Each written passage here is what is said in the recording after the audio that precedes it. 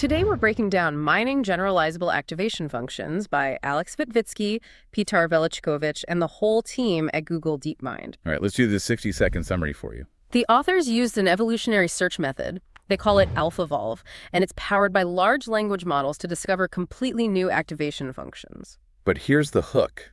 Instead of optimizing for, standard accuracy on massive data sets like ImageNet, they specifically targeted out-of-distribution generalization. And they did it using these tiny synthetic data sets. The result? They found new functions, things like GELUSine and GELU-Sinc-Perturbation. These are really simple tweaks to standard activations that just add a periodic component. We're literally talking about sine waves. And the payoff is huge. These new functions transfer surprisingly well to real-world tasks. They outperform industry standards like ReLU and GELU on benchmarks from ImageNet to CLRS 30, all without needing that expensive, massive-scale neural architecture search. It's a total inversion of how this kind of research is normally done. It really is. Usually you see people trying to find the perfect architecture by, training these enormous models on just massive amounts of data. DeepMind went the other way. They built a small-scale lab. Exactly. A small-scale lab with synthetic data to find these really fundamental building blocks that hopefully work everywhere else. So let's get into the details, because the whole premise starts with a critique of our current defaults. I mean, we've all been using ReLU, GELU, maybe Swish for years now. Right. And most of those are, loosely inspired by biology. A biological neuron either spikes or it doesn't. But we need gradients for deep learning, so we use these continuous functions. Yeah, we started with sigmoid and tan, then moved to ReLU, which is just a simple piecewise linear function. And now we have things like GELU. But the paper's argument is that biology might only get us so far. Because biological evolution optimized for survival, not for doing gradient descent backpropagation on a piece of silicon. Precisely. The authors make a really strong case that just mimicking biology could actually be suboptimal for the kind of mathematical optimization we do. And while we have these handcrafted functions, searching for better ones is it's computationally exhausting. Oh, for sure. If you want to test one new activation on ImageNet, you have to train a whole ResNet 50 for days. You can't do that 10,000 times. You can't. So that brings us to the small-scale lab. This is the core of their whole method. Instead of, burning a rainforest to train ImageNet models, they set up a proxy. And this proxy is just brilliant. It is, in its simplicity. They use synthetic data sets that were specifically designed to test generalization. So things like the Feynman symbolic regression data set, which is based on physics equations, and then just data sets of polynomials and harmonic functions. And the key really is how they split the data. They didn't just do a random 80-20 train test split. No, and that's the critical difference. If you just do a random split, you're testing in-distribution performance. You're just asking the model to interpolate between points it's already seen. But they wanted extrapolation. Right. They trained the models on input values from, say, 0 to 0.5, but then they tested them on values from 0.5 to 1. So if the activation function just sort of memorizes the training zone, it's going to fail that test miserably. It has to actually understand the underlying structure to work in that unseen zone. That's it. The whole hypothesis was if an activation function can help a tiny little MLP generalize on these math problems, then it must capture something fundamental about learning that will transfer to, a ResNet on images or a GNN on molecules. Okay, let's talk about the engine that drives all this. AlphaEvolve. This isn't just a simple grid search or something. No, not at all. It's evolutionary. They use an LLM Gemini specifically as a mutator. They start with a seed function, maybe ReLU. An LLM just proposes a new Python function. Yep. And I want to stress this. The search space is all valid Python code. It's not just picking from a menu of add, multiply, sine. It can write complex logic. Wow, that sounds incredibly powerful, but also kind of dangerous. It is. So the LLM writes the code. They stick it into a small MLP, train it on their synthetic lab data, and then measure its performance on the out-of-distribution test set.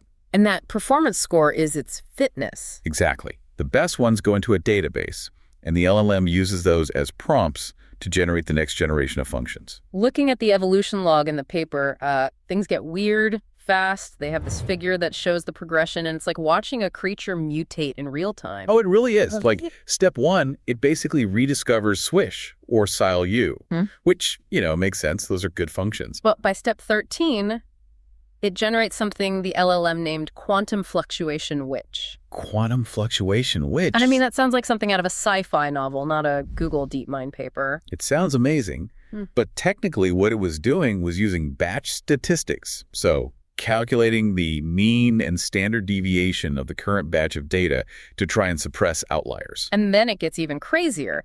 By step 44, they've got higher order counterfactual resonance activation, or HOCRI. Which is just a monster of a function. It's checking batch sizes, it's splitting arrays, calculating skewness and kurtosis. It's completely overfitting to the batch statistics of that specific synthetic data. So it's gaming the test. It's gaming the test. It's not finding a general principle. And we'll get to why that's a trap in a minute. But first, let's look at the actual winners. Because despite the LLM trying to create these, complex monstrosities, the search kept converging on a very specific shape. Yeah, the winning formula was surprisingly consistent. Take a standard base function, like GELU, and add or multiply it by a periodic component. Specifically, sine waves. Sine waves. The star of the show is GELU.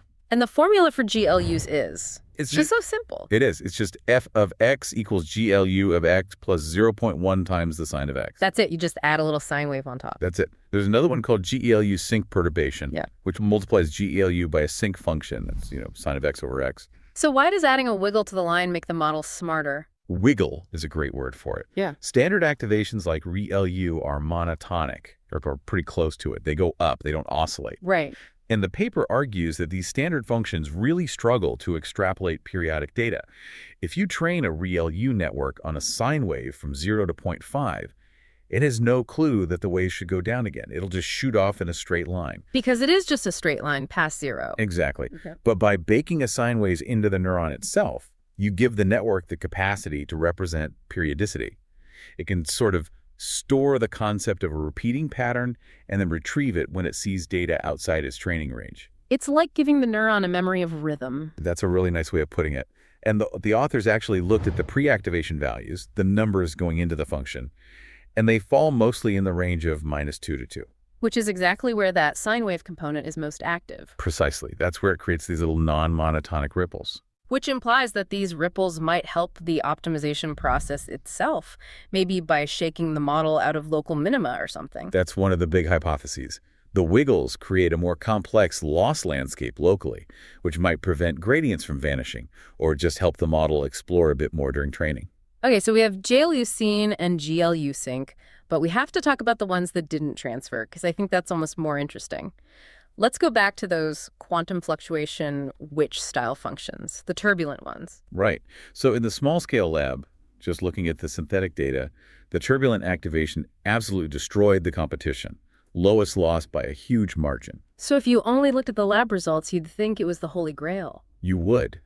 But it relied on batch statistics. That's the catch. Yes. It was calculating the mean and standard deviation of the specific batch of data passing through it at that moment. It wasn't learning a general nonlinearity. It was learning how to cheat on that specific test by looking at its neighbors in the batch. And then when they moved it to ImageNet... Total failure. Yeah. Catastrophic. It actually performed worse than ReLU. It's such a classic case of overfitting to your proxy task. The lab was supposed to simulate the real world, but Turbulent found a loophole in the simulation that just doesn't exist in reality. And the LLM got so creative with the names for these things. Phase-locked entropic repulsion, Fourier-informed spectral gating. The names are hilarious. Symmetric, phase-flipped. It really highlights a risk of using LLMs for this kind of search. They can generate code that is syntactically valid and seems complex, but it's logically flawed if your fitness function has a loophole. So the lesson there is, point-wise functions are safer, functions that just look at each number individually without peeking at the rest of the batch. Exactly. GELUSine is point-wise. It doesn't care what other neurons are doing. It just adds a wiggle to its own input. And that robustness is what let it scale. Okay, let's talk about that scaling. Section 5, real-world validation. They took GELUSine and GELU-Sinc and dropped them into ResNet 50 VGG graph convolutional networks. This is the moment of truth. They tested on CIFAR 10, ImageNet, And this is port CLRS 30. CLRS 30 is that algorithmic reasoning benchmark, right? Sorting lists, finding paths in graphs. Yes, and it's a notoriously hard benchmark for generalization.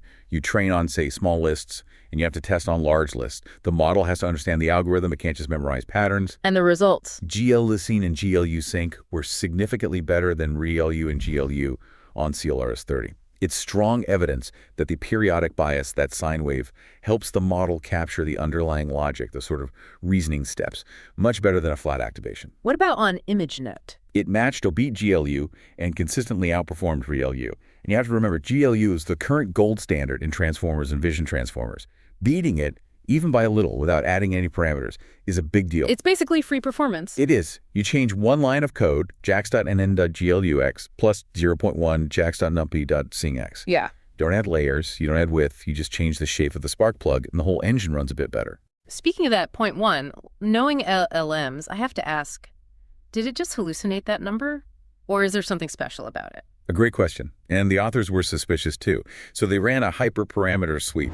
They manually tested that sine coefficient from 0 all the way up to 0.5. Yeah. And the data showed that 0.1 was, in fact, the sweet spot. So the evolutionary search actually found the optimal parameter on its own? It did. It converged on the exact value that balanced the wiggle with the stability of the base function. Yeah. Too big, and the optimization goes haywire. Too small, and you don't get the benefit.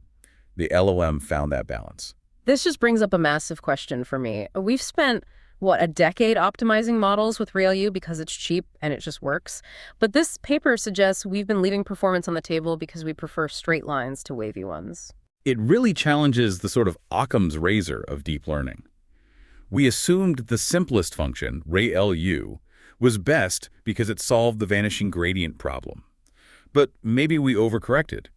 By stripping away all the complexity, we also stripped away the neuron's ability to handle things like periodicity and extrapolation. And it circles right back to the biology comparison. You mentioned biology doesn't really use sine waves. Well, not in this direct way. I mean, biological neurons have oscillatory behaviors, brain waves are periodic, but the individual activation potential is a spike.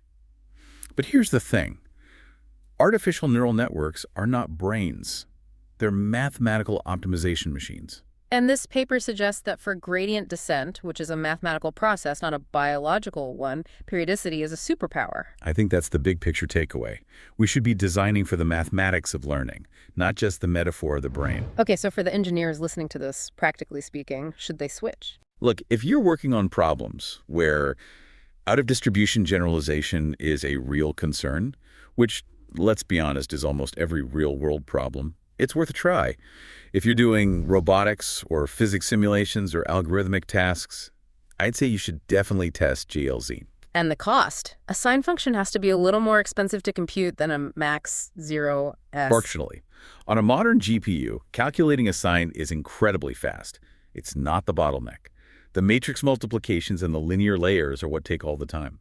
The authors were careful to keep the functions efficient. So to wrap this all up, we have GELUSine, GELU-Sinc-Perturbation, and this realization that our neurons should probably wiggle a bit more. Wiggle more, and don't trust batch statistics if you want your model to survive out in the wild. Unless you're writing a sci-fi novel, then definitely use it. So, thinking about the future here, if we can evolve activation functions, what's next? Evolving loss functions.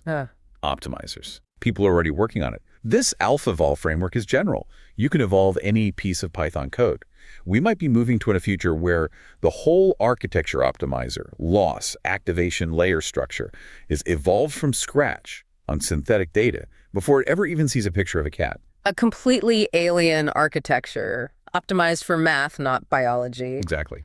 That is a thought to chew on. Most of us default to ReLU or GELU just because, that's what everyone does. But this paper puts a solid crack in that wall. Adding a simple plus 0.1 sin x might just be the easiest performance gain you unlock this year. And it leaves you with that question. Are we all stuck in a local minimum of architectural design? This paper suggests the answer is probably yes, and the ladder out of it is made of sine waves.